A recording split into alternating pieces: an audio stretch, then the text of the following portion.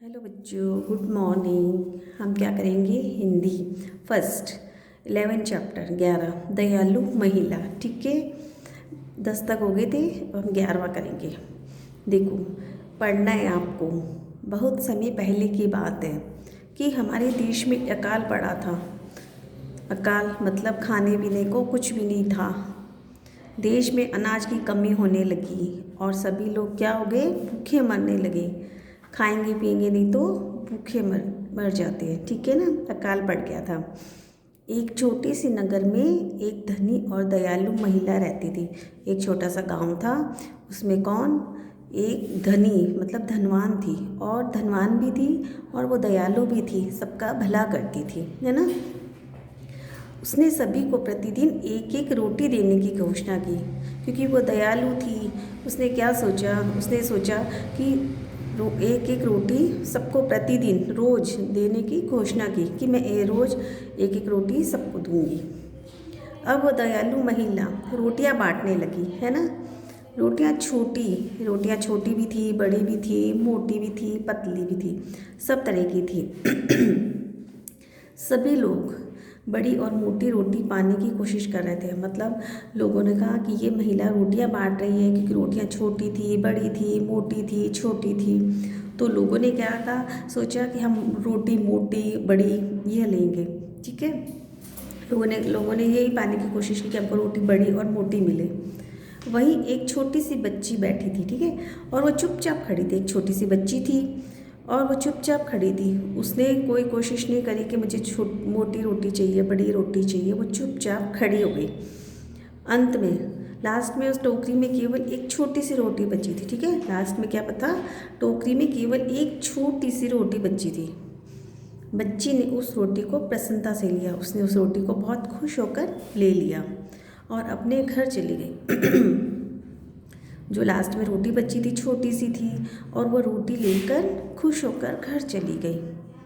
अगले दिन वो महिला मतलब जो दयालु महिला थी ना, पुनः मतलब वापस रोटियां बांटने लगी। दूसरे दिन वो रोटियां वापस बांटने लगी।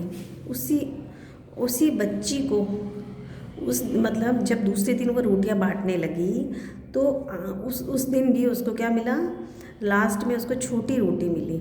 दूसरे दिन भी उसको छोटी रोटी, पहले दिन भी छोटी रोटी मिली और दूसरे दिन भी वो छोटी रोटी मिली। जब उसने घर जाकर रोटी तोड़ी तो उसमें एक चांदी का सिक्का निकला।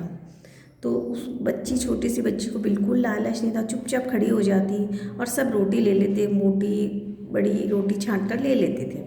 लेकिन उस बच्ची चुपचाप खड़ी हो जाती थी और लास्ट में सबसे छोटी रोटी बचती थी, और फिर वह वही रोटी लेकर चली जाती थी। तो दूसरे दिन जब उसने रोटी ली तो घर जाकर उसने रोटी तोड़ी तो उसमें क्या निकला था? एक चांदी का सिक्का निकला। और वो जो महिला है वो देख रही थी कि इस बच्ची को बिल्कुल लालच नहीं है, उसको जो मिलता वो ले जाती थी।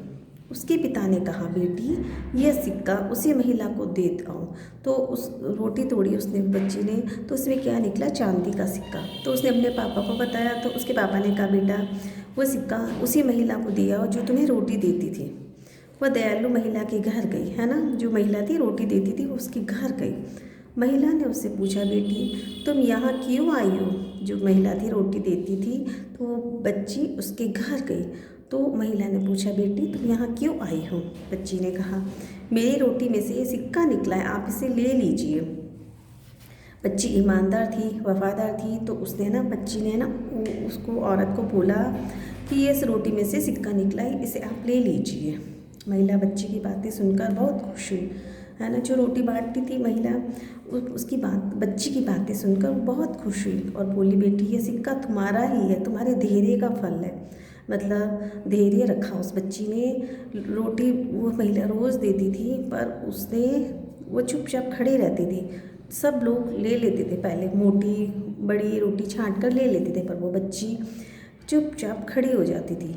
तो उसने धैर्य किया कि सबको लेने दो, मैं धैर्य आराम से लूँगी। धैर्य का फल क्या होता है? हमेशा अच्छा मीठा होता है धैर्य का फल, इसलिए धैर्य रखना चाहिए, सब्र रखना चाहिए, जल्दबाजी नहीं करनी चाहिए। धैर्य का फल हमेशा मीठा होता है, अच्छा होता है। अब देखो क्वेश्चन आंसर करेंगे। देखो, पहला देखो, सभी लोग क्यों भूखे मरने लगे। क्यों भूखे मरने लगे?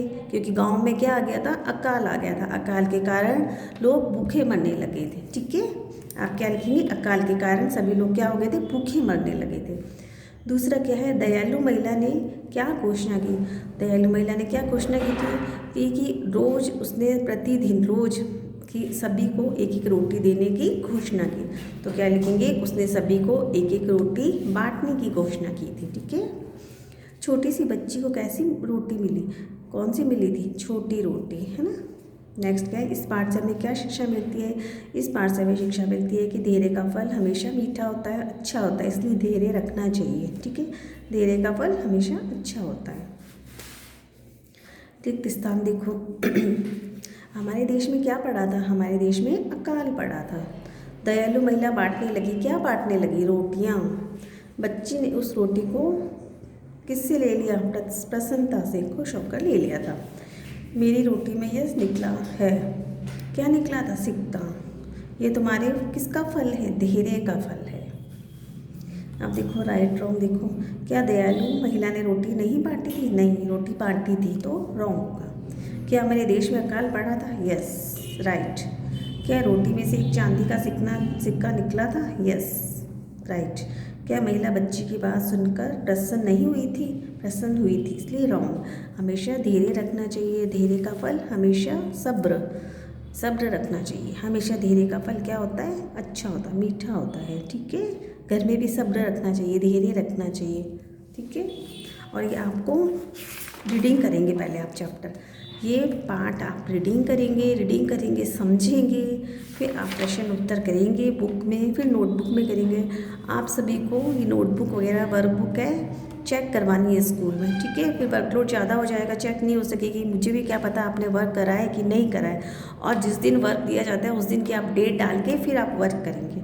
ठीक है, ये आप ज़रूर चेक करवाएंगे, नहीं तो फिर आपके नोट लग जाएगा। ठीक है, सैटरडे को सारी हो जानी चाहिए चेक, क्योंकि आपने पहले भी नहीं दी, काफ़ी पेंडिंग हो गया है चेकिंग के लिए। तो आप ये करेंगे, पढ़ेंगे, पहले रीडिंग करेंगे पार्ट की, उसके बाद आप क्वेश्चन आंसर करेंगे, डेट डाल के करेंगे। ठीक है, जिस दिन मैंने करवाया है। ठीक है बच्चा, ओके, टेक केयर।